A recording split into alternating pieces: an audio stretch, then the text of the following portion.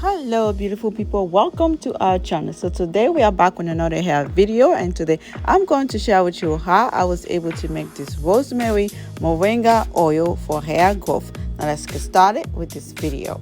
To get started, I will boil some water, then I will wash my rosemary leaves. I need to make sure that these leaves are nice and clean, so I have to wash it very good. Next, I will let it sit down and let it air dry. Now that my water is ready, I'm gonna get a small pot and put on the top.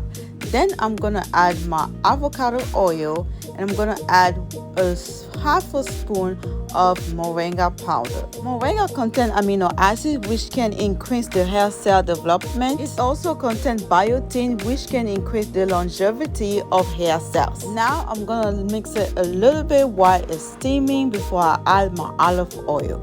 Olive oil adds shine to the hair and nourishes the hair.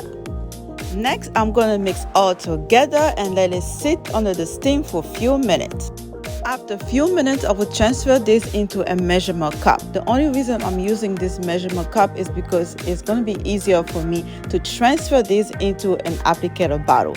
Next, I'm going to add few drops of peppermint oil before I transfer this into my applicator bottle. If you enjoyed this video so far, please consider pressing that like button, and why not subscribe to our channel for similar content, and why not share this video with your friends, family, or anyone you know.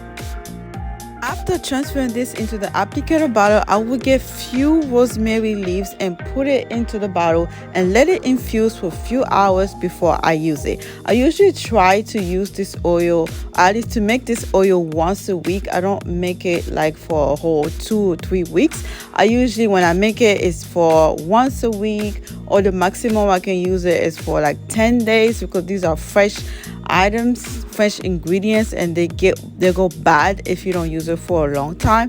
So this is why I try to make this once a week, and I let it infuse for a few hours before I start using it. All of these ingredients are great by themselves. You can use it by themselves, but putting them all together makes a great oil for hair growth. This is why we don't really have to use that much. This is why I try not to make too much, because you only need a little bit while using this oil.